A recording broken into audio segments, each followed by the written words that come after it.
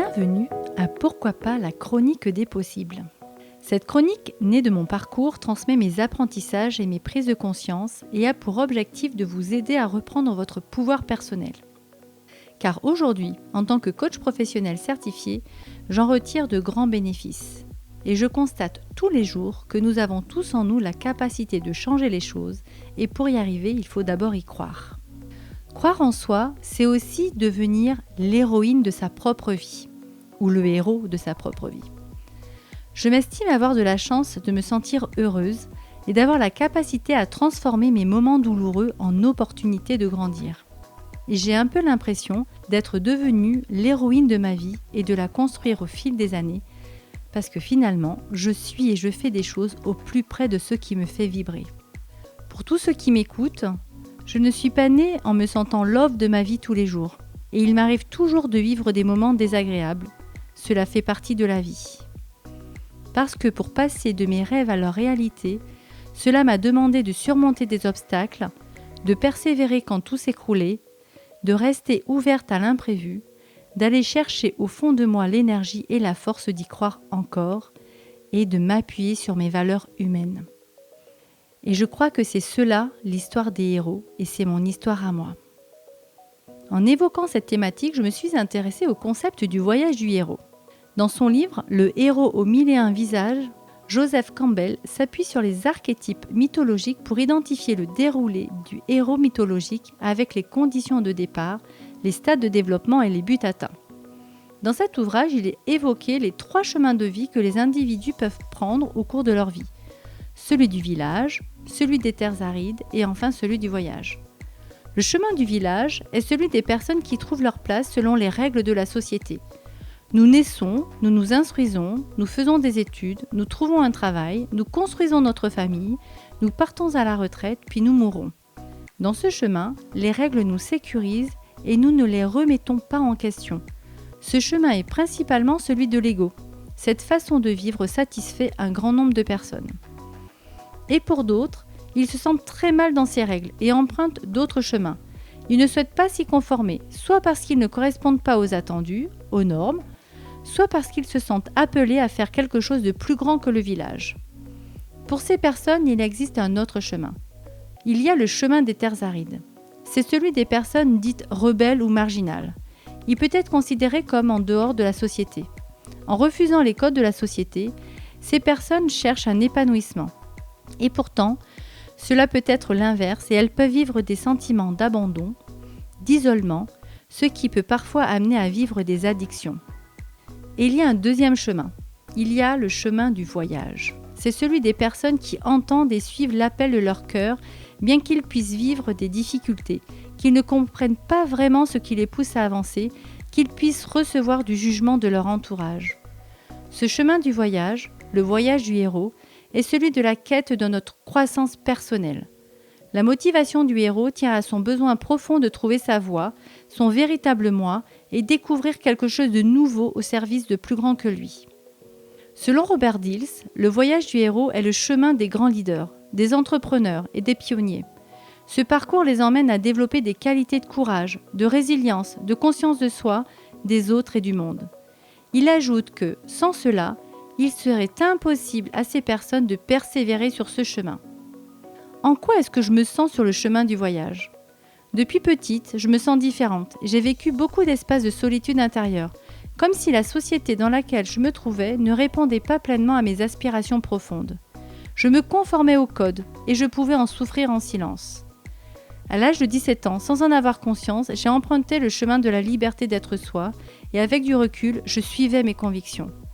Aujourd'hui, alors que le chemin est encore en cours, je me vois à la fois tisseuse de relations humaines et aussi propulseuse des énergies dans les collectifs à impact positif. Alors, à mon échelle, je me sens pionnière dans mes activités d'accompagnement et je sais que je ne suis pas seule à le faire. J'ai envie que les hommes et les femmes se reconnectent à leur essence pour vibrer de façon positive dans leur vie et pour le monde. Cela pourrait-il être cela ma mission de vie ? Regardons de près le parcours du héros.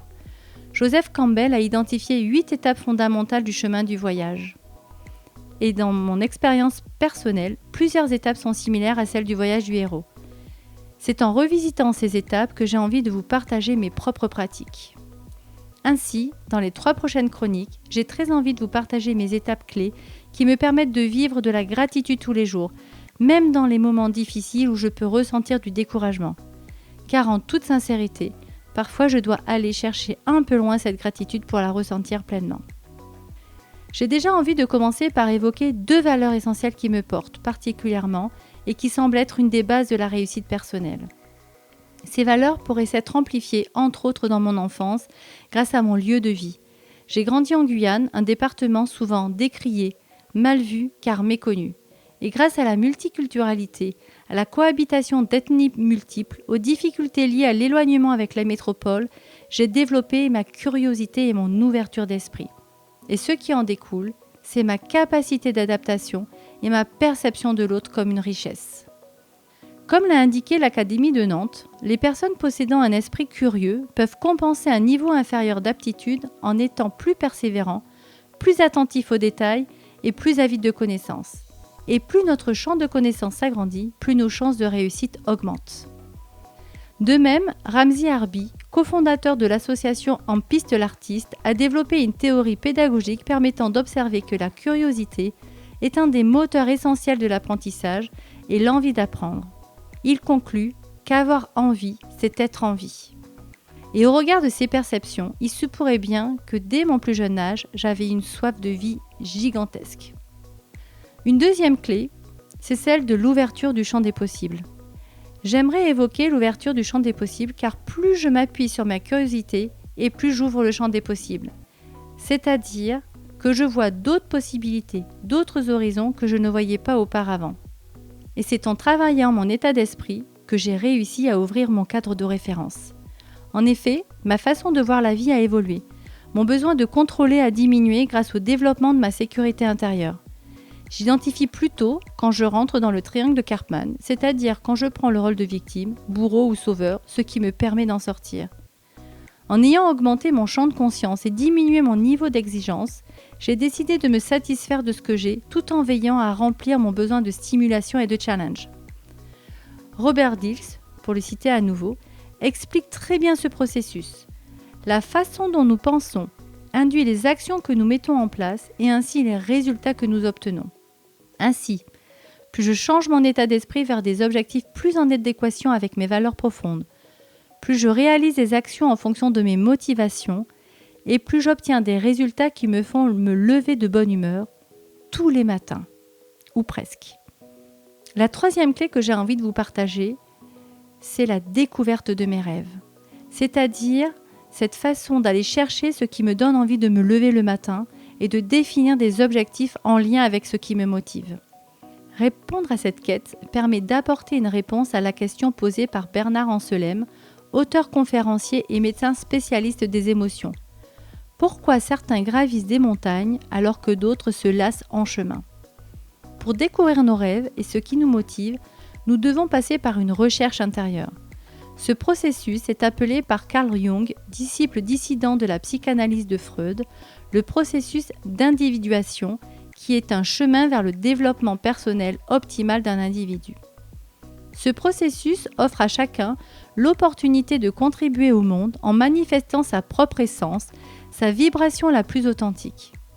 Elle nous autorise à accepter que nous ne sommes ni parfaits ni victimes et à comprendre que nous sommes à la fois porteurs de lumière et d'obscurité.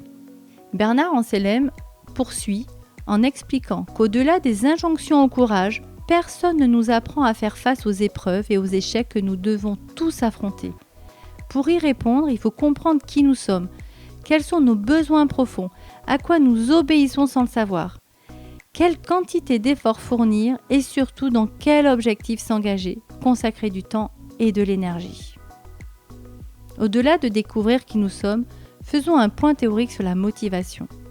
Les recherches sur la motivation montrent qu'il en existe 2 formes, la motivation intrinsèque et la motivation extrinsèque. La première montre qu'un individu poursuit une activité parce qu'elle lui procure personnellement une satisfaction, alors que pour la motivation extrinsèque, l'activité est poursuivie pour satisfaire les attentes extérieures. Par exemple, faire plaisir à son parent, à son collègue, à son enfant, à sa maîtresse. personne ne réussit du premier coup. C'est à force d'expérience, de persévérance soutenue par notre motivation intrinsèque que nous réussissons des activités qui nous demandent moins d'efforts, parce qu'elles sont liées à nos valeurs. Et aussi parce que la récompense perçue va au-delà de nos attentes. Par exemple, j'ai identifié que j'aimais beaucoup animer des ateliers collectifs. Je me suis lancée, la peur au ventre, sans avoir suivi de formation particulière. Ma première formation en autodidacte s'était très mal passée. Il y avait eu une panne de vidéoprojecteur et je formais sur un sujet pour lequel j'étais junior. Alors que dès le départ j'ai vécu de grandes difficultés, j'ai pourtant persévéré. Ce qui m'a motivée est de transmettre des clés à un collectif, ce qui répondait à un besoin personnel malgré quelques ajustements nécessaires. La quête de soi est alors indispensable et influence notre bien-être. Ce qui nous motive dans la vie évolue et s'affine au fil des années. Se poser la question de ce qui nous fait nous lever le matin reste une question cruciale. Identifier ses rêves pourrait ne pas suffire. Il y a le point suivant, celui de les écouter. Et grâce à ma curiosité et à l'absence de préjugés, j'explore de nombreux chemins qui me permettent de les entendre. J'ai envie de faire un lien avec certaines traditions ancestrales et notamment le chamanisme qui utilise particulièrement l'imaginaire. Pour les Indiens d'Amérique, nous pourrions tous être connectés aux énergies des éléments de la nature, dont les animaux. En accord avec cette croyance, ils pensaient que chaque personne avait également son propre animal protecteur qui le suivait toute sa vie. De manière individuelle, l'animal totem ou l'animal de pouvoir serait donc l'animal qui nous correspond le mieux. Quel est le but de rechercher son animal protecteur, me direz-vous ?